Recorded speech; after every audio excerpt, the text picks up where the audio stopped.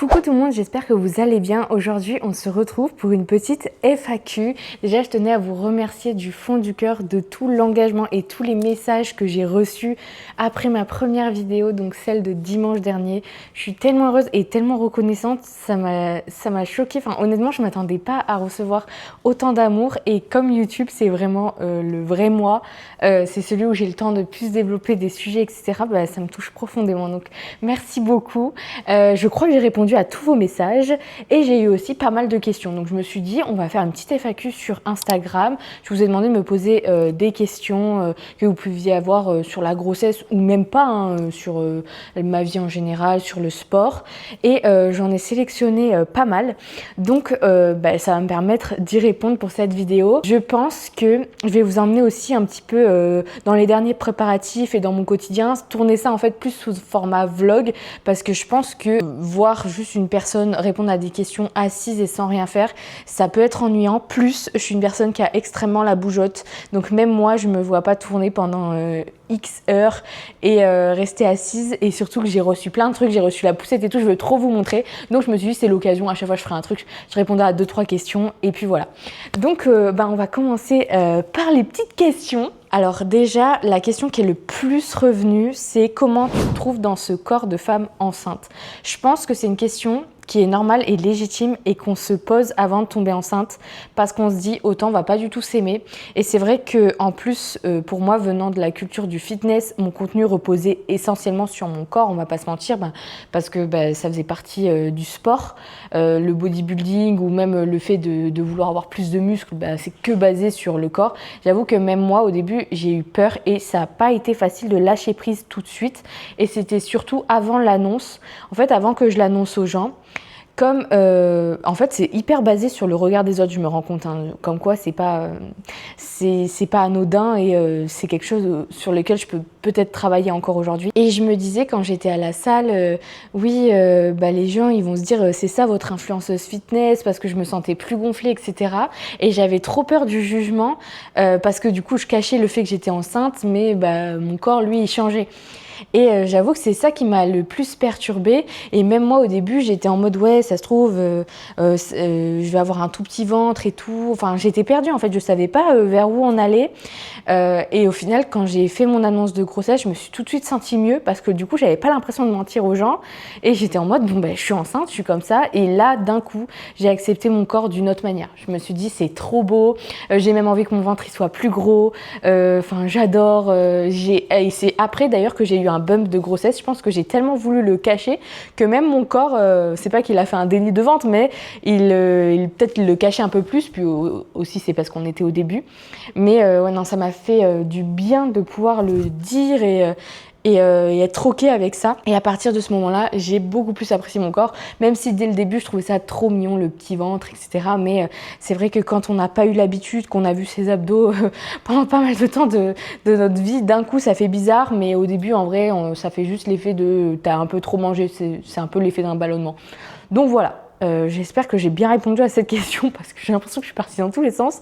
Ça risque d'être beaucoup ça, hein. Je suis quelqu'un de très dispersé dans la vie. Ensuite, j'ai eu une question, c'était Hello, as-tu toujours su que tu voulais être maman? Alors ça, c'est une question archi perso, mais oui, et si mes copines regardent cette vidéo, elles le savent profondément, mais j'ai toujours voulu être maman. Mais depuis mon plus jeune âge, en primaire, j'en parlais à mes copines, au collège, au lycée. Je sais que j'avais des discussions qui n'étaient pas les discussions de toutes les petites filles ou même les collégiennes ou lycéennes. Vraiment, moi, c'est mon rêve absolu. Quand j'avais des copines qui rêvaient de faire le tour du monde ou d'être une grande carriériste, ce que je respecte profondément. Moi, j'imaginais pas ça comme ça. Moi, vraiment, ma vie parfaite, c'était avec des enfants. Et j'ai même retrouvé mon journal intime de quand j'étais petite. Et j'ai écrit à 8 ans et demi, à 25 ans, j'aurai mon premier enfant et je serai hyper heureuse. Et j'ai 25 ans et j'aurai 25 ans à la naissance de mon fils. Et donc j'ai un peu manifesté ma vie, je pense, à ce moment-là, mais c'est pour dire à quel point ça m'a toujours trotté. J'ai même materné certaines de mes copines, ma petite sœur, etc. Vraiment, ça fait partie de mon caractère. Et là, c'est pour ça que je suis trop heureuse et je suis au prime de ma vie, parce que c'était mon rêve. Même si oui, mon travail, j'adore ça, etc. Mais j'aime aussi mon travail parce qu'il contribue à pouvoir m'offrir la vie de famille dont je rêve et pouvoir gâter mes enfants, etc. Donc en vrai, je suis trop contente. Donc oui, j'ai toujours su que je voulais être maman. Après, je pense pas que ce soit une fin en soi. Si vous, d'un coup, ça vous prend, il faut s'écouter. Si vous ressentez pas ça pour le moment, c'est pas inquiétant. Si vous ressentez jamais, c'est pas une fin en soi non plus. Enfin, il y en a qui vivent très bien sans enfant. Je peux totalement le comprendre, mais voilà, pour ma part, en tout cas, c'était hyper important. Combien de kilos as-tu pris? Alors ça, je pense que pareil, c'est une question qu'on nous pose souvent. Parce qu'on veut aussi se situer si on est enceinte pour savoir si c'est normal ou non. Et si jamais, je vous conseille de ne pas faire ça. Parce que toutes les grossesses sont différentes. On ne prend pas du poids de la même manière, qu'on ne fait pas de la rétention d'eau de la même manière. Et du coup, c'est pas parce que toi, à 5 mois, tu as pris 5 kilos et la voisine, elle en a pris 13, que c'est grave pour elle. Enfin, de toute façon, on est suivi. Vos médecins, normalement, ils vous aiguillent bien. Faut surtout écouter des avis médicaux et qui connaissent votre sujet, pas vous comparer.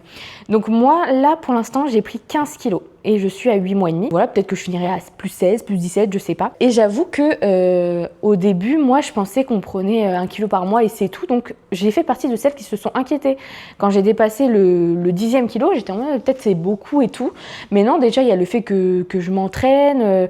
Ça peut être plein de choses. Moi, je sais que je fais énormément de rétention d'eau dans les jambes et mon poids est absolument normal et personne ne m'a inquiété là-dessus. J'en profite pour les prochaines questions pour vous montrer la poussette que j'ai reçue hier. Mais n'est-elle pas trop belle? Déjà, le vert, je vous l'ai dit, de toute façon, le vert, j'adore ça. Mais elle est magnifique. Je sais pas si on la voit bien. C'est la Joie, le trio Versatrax. Donc là, j'ai que la poussette et je reçois la nacelle et le cosy aujourd'hui. Et j'ai attaché un petit sac exprès pour poussette. Je trouve ça trop pratique. En vrai, c'est vraiment pour le kit premier secours un peu. J'ai mis des lingettes, je pourrais mettre des biberons, etc. Et c'est de la même couleur. Et je trouve ça magnifique. Et il y a un porte-gobelet, mais moi je suis très accessoire, je suis très gadget. Donc ça, je crois que c'est un porte-biberon. Hein. D'ailleurs, de base, moi je me suis approprié complètement, mais je crois que c'est un porte-biberon. Mais je trouve ça exceptionnel. Là, je me vois trop aller faire des petites balades avec mon petit matcha. Et aussi, ce que j'ai remarqué, c'est que la poussette est particulièrement grande. Elle fait les 2/3 de ma taille et elle est vraiment réglée au plus petit. Pour vous situer, je fais 1m56. Mais j'avoue que quand je l'ai reçue, j'étais en mode oh waouh, mais on va même pas me voir. On va juste voir une poussette traverser la rue toute seule, quoi. On va pas me voir derrière. Mais je la trouve incroyable et elle est super maniable. Et je l'avais testée en magasin avant. Je vous conseille de faire ça. Hein. N'achetez pas de poussette sans tester. Il y en a qui conviennent pas à votre dos, à plein de choses, à la maniabilité. Donc testez toujours avant, ça peut être pratique. On va répondre à des petites questions. Tant qu'on est là, on va se poser sur la poussette un petit peu. Vas-tu faire des vidéos suivies de ton postpartum et reprise du sport? Oui, bien sûr. J'ai totalement envie de faire une petite série de vidéos partageant ma transformation physique, aussi ce qui est possible de faire en postpartum niveau sport, comment concilier sa vie de maman sans s'oublier et en maintenant une activité qui nous fait du bien, combien de temps, à partir de combien de temps je peux reprendre cette activité, etc. J'ai plein de questions qui me trottent aussi et je pense que du coup je vais un peu être votre cobaye, je vais un peu tester ce qui est le plus pratique, etc. Mais bien sûr, je veux tellement vous partager parce que c'est des vidéos pareil que j'ai cherché au début et que je cherche aujourd'hui en vrai un petit peu pour me rassurer. Et je trouve que c'est hyper intéressant en vrai d'avoir tout simplement l'expérience de quelqu'un et de pouvoir se rassurer et savoir oui, on a le droit de se reposer, on peut faire ça, ces abdos-là on n'a pas le droit, etc. Donc oui, franchement c'est totalement mon projet. J'ai trop hâte d'ailleurs des vidéos postpartum et de vous montrer tout ça et en étant 100% transparente. Je vais absolument pas romantiser le postpartum s'il n'est pas romantisé, mais voilà. En tout cas, je vous partagerai tout ça. Est-ce que tu as trouvé facilement des vêtements beaux et classe pour femmes enceintes? J'ai pas envie de dire que ma tenue d'aujourd'hui prouve que pas forcément, mais déjà, sachez que je n'ai acheté aucun vêtement de grossesse, à part peut-être un legging de grossesse, mais sinon, ce sont que des habits trop grand, que j'ai pris en L. Ça, pareil, c'est un truc que j'ai pris chez Zara en L. Ça, c'était un t-shirt à ma maman avant et il est tellement vieux qu'il a pu s'élargir. Je crois que c'est du S qui est devenu du L avec le temps, parce que oui, on peut totalement continuer de piquer des habits à sa mère à 25 ans, je vois pas le problème. J'ai pas cherché aussi parce que je me disais, j'ai pas envie d'investir et de refaire toute ma garde-robe en sachant que j'accouche bientôt, etc. Après, ça dépend de vos priorités, ça dépend comment vous voulez vous sentir bien. Moi, je passe la majorité de mon temps habillée en sport, même pas enceinte, donc j'en voyais pas trop l'utilité. J'ai pris des jolies robes en L, etc. etc. pour me sentir bien. Mais c'est vrai que j'ai pas particulièrement investi, et aussi parce que j'ai été enceinte, la majorité du temps c'était l'été.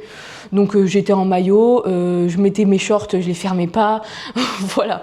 Donc à partir du moment où mon corps a vraiment changé, c'était là en plein hiver où je passais mes journées en legging ou en jogging, et voilà, il me fallait juste un haut confortable, je mettais un gros pull et puis voilà. Mais donc non, j'ai pas particulièrement cherché ni trouvé des vêtements beaux et classe pour femme enceinte. Alors j'ai une autre question, elle est revenue souvent parce que j'en avais parlé une fois en story et j'ai eu énormément de questions sur ce sujet. Je pensais pas du tout que ça allait vous intéresser.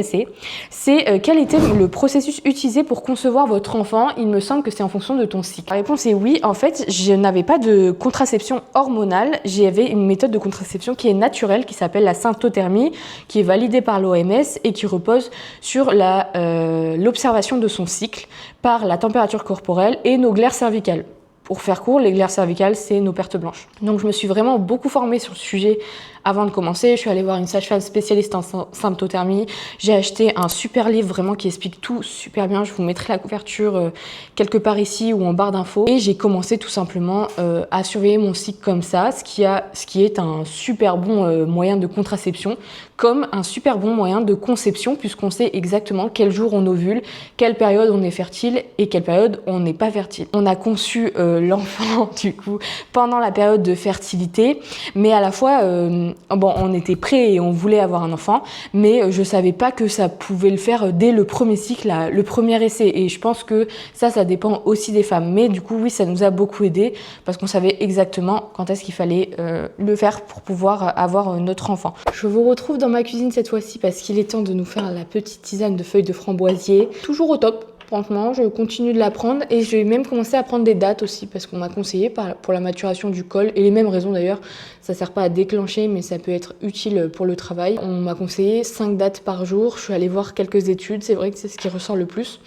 Donc voilà, j'ai ma petite routine, c'est ma petite tisane, mes petites dates. Pour les prochaines questions, on m'a demandé quel était mon parcours scolaire. Alors, mon parcours scolaire, il est long. Sachez que j'en parle pas beaucoup, mais j'ai fait 7 ans d'études et j'ai terminé du coup mon deuxième master là. Je l'ai validé en septembre, j'ai eu mon diplôme là récemment. Alors, j'ai commencé par une licence de physiologie et neurosciences dans laquelle je me suis spécialisée en nutrition pour la santé. Grâce à cette spécialisation, je savais que ce que je voulais faire, c'était de la nutrition. Donc, je suis partie à Madrid en fac de médecine et j'ai fait un master de nutrition et diététique appliquée qui m'a vraiment trop plu. Ça m'a vraiment confirmé mon choix parce que je vous avoue que moi, les études, au début, je savais pas du tout ce que je voulais faire. Je voulais être ingénieure, après j'ai voulu faire médecine. Enfin, j'étais un peu perdue, un peu comme tous ceux qui sortent d'un bac scientifique ou quelque chose qui s'en rapproche et qui savent pas trop où aller après. Mais c'est vraiment en ayant fait de la nutrition que je savais que ce que je voulais faire, c'était du suivi diététique. Et je suis rentrée en France et j'ai fait un deuxième master cette fois-ci en nutrition sportive parce que j'avais déjà ouvert ma page sur les réseaux où je faisais vraiment beaucoup de sport, et c'est vrai que la nutrition en clinique, elle m'intéressait certes, mais ce qui me faisait le plus vibrer, bien sûr, c'était les performances. Donc je voulais faire un master qui collait un peu plus avec ça. Donc j'ai fait un master de nutrition sportive, donc 2 ans supplémentaires encore, et que j'ai terminé là récemment. Donc c'est la preuve que si vous voulez vous lancer sur les réseaux ou quoi que ce soit, vous n'êtes pas obligé de quitter tout ce que vous êtes en train de faire. Si ça vous sécurise de continuer vos études, que vous épanouissez là-dedans, bah, vous pouvez totalement allier les deux. Moi je savais que les réseaux, ça serait aussi mon tremplin et ça m'aiderait pour pouvoir trouver des suivis, des sportifs qui veulent augmenter leur performance par l'alimentation, etc. Donc j'ai juste continué les deux. C'est vrai que ça a été un peu sportif, je vais pas vous cacher, j'avais des partiels, en même temps il fallait faire des vidéos, en même temps il fallait gérer mes suivis avec mon auto-entreprise, donc c'est vrai que j'avais beaucoup de choses à faire, mais au final je suis contente de l'avoir fait comme ça et d'être allée au bout et de m'être vraiment spécialisée jusqu'au bout, parce que pour moi la nutrition c'est un domaine qui évolue tellement que faire des formations limite tous les ans, c'est hyper bon pour avoir encore plus de connaissances ou alors lire beaucoup d'études, etc. Donc le fait d'être passée par des masters, ça m'a beaucoup plus donné cet esprit critique et scientifique sur la nutrition. Donc en vrai, hyper intéressant. Voilà pour mon parcours scolaire. Le bébé va-t-il parler d'autres langues? J'ai pris cette question parce qu'elle se rapproche un peu du parcours scolaire. Comme j'ai fait mon master en Espagne et que je suis d'origine espagnole et que j'ai toujours essayé de bien parler espagnol et que vivre en Espagne, ça m'a complètement fait devenir bilingue. Oui, je parlerai espagnol à mon bébé. Par contre, est-ce que je parlerai tout le temps? Je sais pas, parce que c'est vrai qu'il y a une différence entre être bilingue et être natif. Des fois, il y a des trucs qui sortent beaucoup plus facilement en français. Ça veut pas dire que je sais pas les dire en espagnol, mais c'est plus intuitif de parler en français. Donc au début, on se disait on va faire une langue, mais là on se pose de plus en plus la question, et est-ce que lui il aura envie d'apprendre une autre langue? Je sais pas. Donc j'avoue que c'est encore une petite question en suspens. Je sais pas comment amener l'espagnol dans sa vie, mais je pense que je vais parler naturellement avec lui espagnol, je vais lui apprendre des mots, j'ai déjà des livres avec mes 100 premiers mots en espagnol, etc. Donc voilà, et pour perfectionner, au pire, il prendra des cours si ça l'intéresse vraiment. Voilà. Ensuite, on nous a demandé si on allait déménager. La réponse est non, tout simplement parce qu'on a déménagé dans cette maison en janvier. Pour vous situer, je suis tombée enceinte en mai. Et cette maison, elle est assez grande pour accueillir un enfant. Donc en plus, c'est vraiment... Ça enlève un stress clairement de ne pas avoir à déménager enceinte. Donc on est trop content d'avoir trouvé cette maison avant le projet bébé. Donc génial, pas besoin de déménager. Donc là, vous assistez en direct live. On a reçu le reste de la poussette, donc la nacelle et le cosy. On va pouvoir installer tout ça dans la voiture et être des vrais darons. Et là, c'est une table à langer qu'on mettra... La table à langer, regarde-moi ça.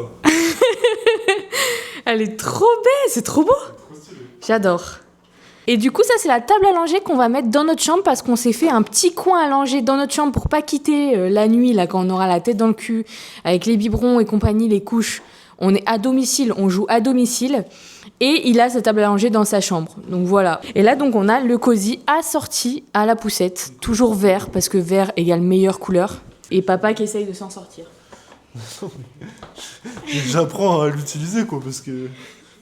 Putain, Est-ce que c'est lourd ? Non, c'est pas lourd du tout. C'est hyper léger, par contre. Ah, ça, c'est pratique. Ça, c'est... Comment c'est léger. Ça, c'est un bon point. Une technique d'un mec sur Insta, il a dit qu'il fallait porter son porte-bébé comme ça. Enfin, je sais pas, nacelle, je sais pas, il y a 800 mots pour dire un truc. Cosy. Cosy. Comme ça, tu sens pas du tout le poids. Genre, en mode, c'est une technique. Genre, tous les mecs qui portent comme ça, il a dit, mais là, genre, c'est vraiment lourd et tout. Et en fait, genre, tu fais comme ça. Et là, tu portes, c'est nickel. En vrai, de toute façon, toi, tes avant-bras, c'est des cuisses, donc je suis pas sûre que ça te dérange, dans tous les cas, de porter comme ça. Tu vois, comme ça. Et là, tu peux porter des heures, genre. Petit sac à main. Ouais. Je vais te poser une question qu'on nous a posée pour tous les deux.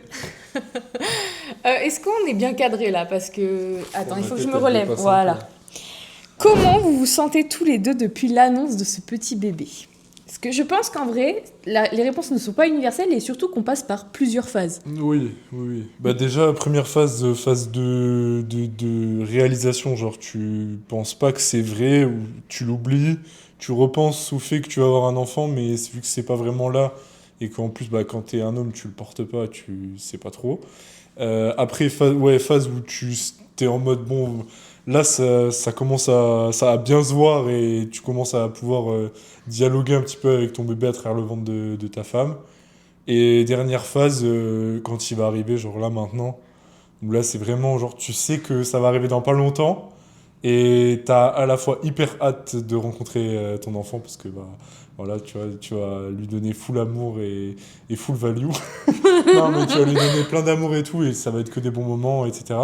Le côté un peu appréhension de pouvoir gérer l'enfant, le quotidien, le travail, tout ça à la fois en même temps, qui fait un peu peur au début, tu vois. Mais bon, après, je pense que c'est une question d'habitude.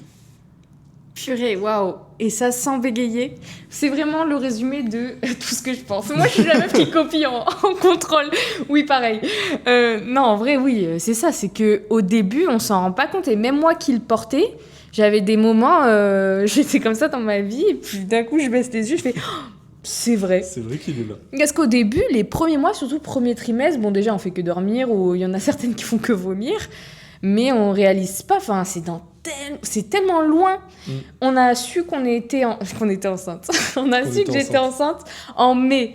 Et il est prévu pour début février. Vous dites bien que quand on vous dit c'est pour février en mai... C'est loin. C'est tellement loin que... Alors qu'en vrai, ça passe tellement vite. Genre, j'ai l'impression que de mai, de l'annonce jusqu'à maintenant, Genre, il s'est passé 1 mois, genre. Mais 2 tellement. mois, grand max. Tellement. Ça allait Mais... trop vite. Parce qu'il y a eu l'été, en plus, tu sais, c'est la folie, on voit les copains, on fait plus de trucs que d'habitude où on est dans le quotidien. Ouais. On a quand même réussi à voyager et tout. Mais là, quand on s'est posé, rentré, qu'on a fait la chambre, la gender reveal, là, ça s'est un peu accéléré parce que déjà, on savait que c'était un garçon. C'était tellement plus palpable. Donc, mais en vrai, globalement, on se sent super bien. Enfin, à notre place. Ouais, vraiment. Genre, J'ai trop hâte de ouais. pouvoir le voir, jouer avec lui, rigoler, le bouffer. Et en vrai, juste profiter de ses premiers moments sur Terre, on va dire. Ben, c'est ça. Et genre profiter du fait qu'il sera jamais aussi petit que genre quand il va sortir du ventre. Mais tellement. Surtout ça, c'est hyper important, je pense. Faut qu'on vraiment profite à fond de ça. Ah ouais. Mais c'est trop bizarre. Enfin, moi, ça m'émeut vraiment beaucoup d'en parler. Je me dis, waouh. Et je me dis, on a parcouru tellement de choses. Même si tu sais que t'es prêt et que t'as fait ton bébé en ton âme conscience, y a un moment où tu te sens encore plus près. Je sais pas comment expliquer. Ça a toujours été logique et ça devait se passer comme ça. Il y a vraiment un moment où c'est en mode... c'est la vie que je rêve, je suis au bon endroit au bon moment et tout se passe comme prévu. Ouais. Et à la fois, t'es un peu jamais prêt parce que tu sais pas trop à quoi t'attendre. Genre là, quand tu vas être là, on fait quoi? Vraiment. Genre déjà, on déballe des trucs, on sait même pas à quoi ça sert. Vraiment. Et là, on fait quoi? Genre juste, on lui donne à manger, on lui donne de l'amour, et puis voilà. Je pense que c'est juste que t'es jamais assez prêt, je pense, dans tous les cas. Mais oui. Et au moment où ça arrive, tu fais avec, on va dire. C'est un peu comme la vie, hein. Tu peux jamais prévoir ce qui va se passer. Donc, il faut juste penser que ça va bien se passer, et ça va bien se passer. C'est ça. Déjà, hier, on a regardé un tuto pour plier la poussette. Hein. Dites-vous, c'est pas inné. Hein, et il n'y a pas des gens, ils savent comment faire tout d'un coup. Là, nous, on va rentrer de l'hôpital avec le cosy. Vas-y, on peut faire une scène. Petit vlog. Là. On pose ça. On pose ça là. On le fixe un peu.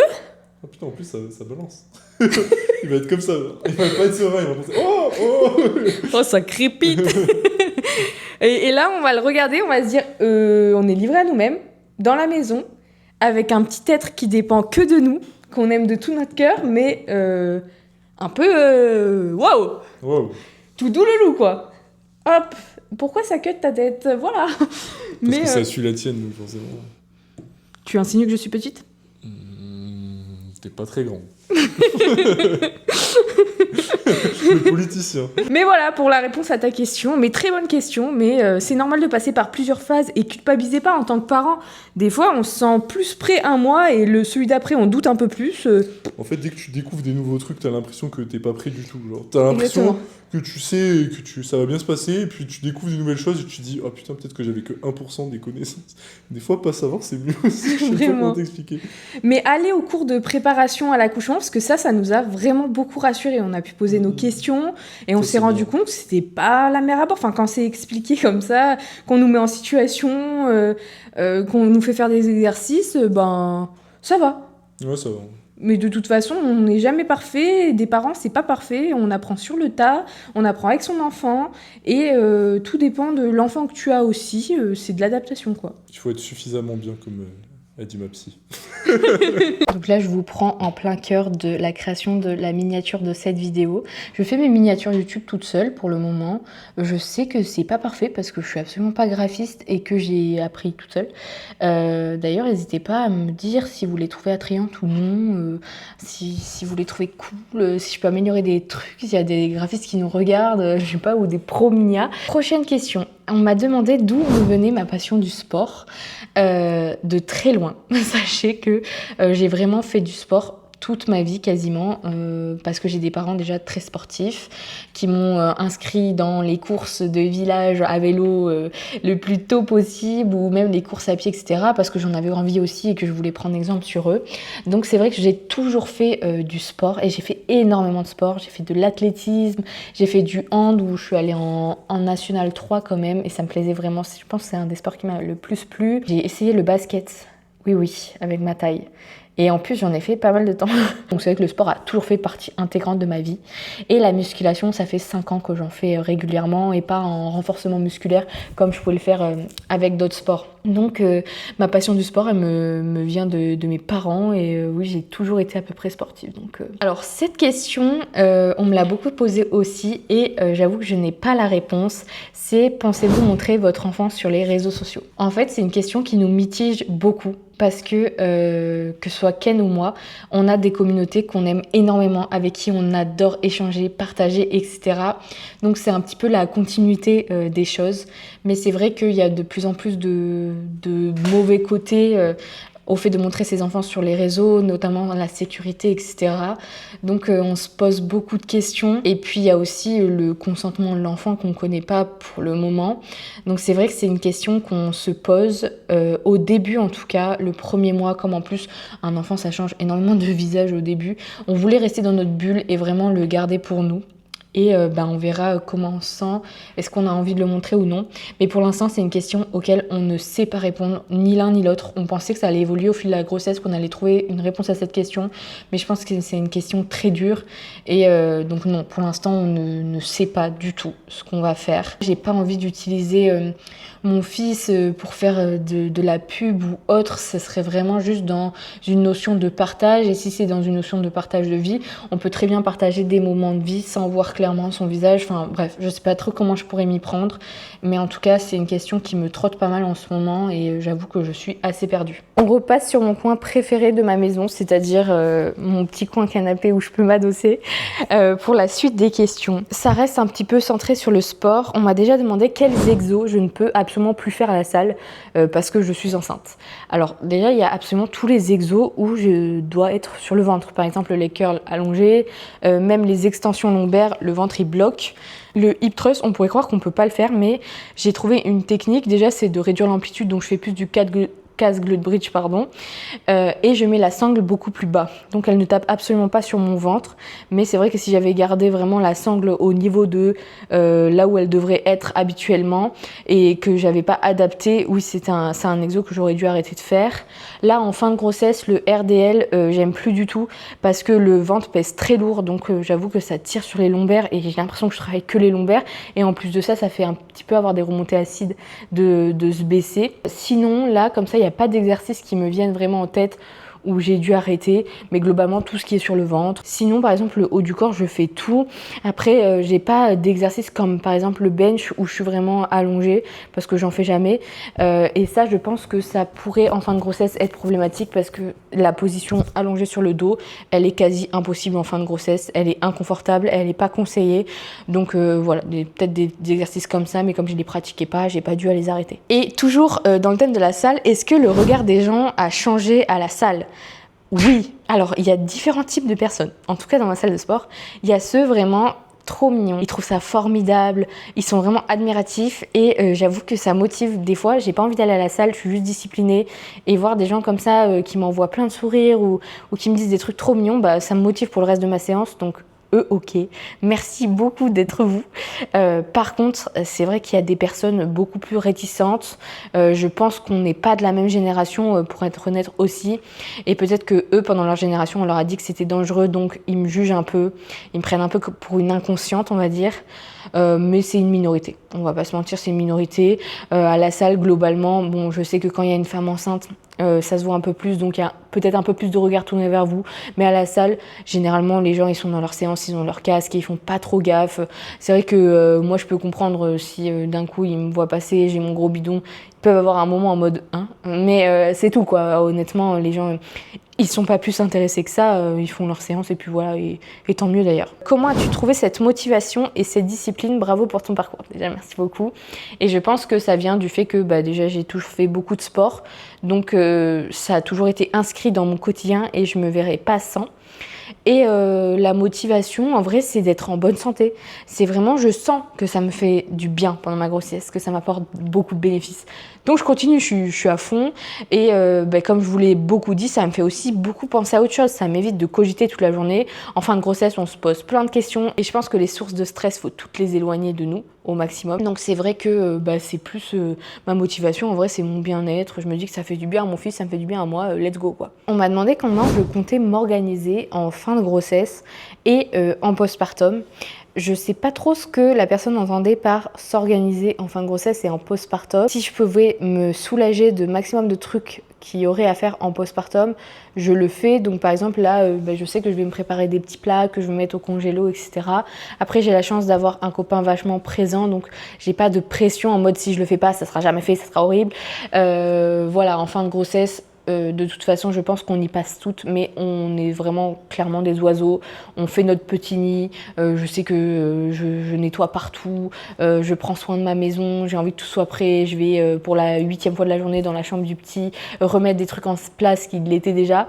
Donc voilà, niveau organisation, enfin grossesse, c'est surtout ça qui me vient. Et après, pour m'organiser, si tu entendais par ta question avec le travail, le bébé, le sport, etc., je pense que c'est quelque chose que je verrai au fur et à mesure. Pour le travail, je reprendrai, déjà je vais me laisser bien une semaine tranquille avec mon bébé à apprendre à le connaître et je reprendrai petit à petit quand je connaîtrai le rythme de mon bébé, son rythme de sieste, etc. Mais ça m'empêchera pas de traiter mes bilans sur mon ordi quand il sera sur ses temps de sieste, etc.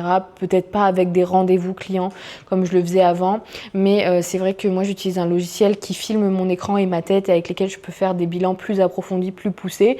Ça, je pourrais trouver un moment pour continuer à le faire.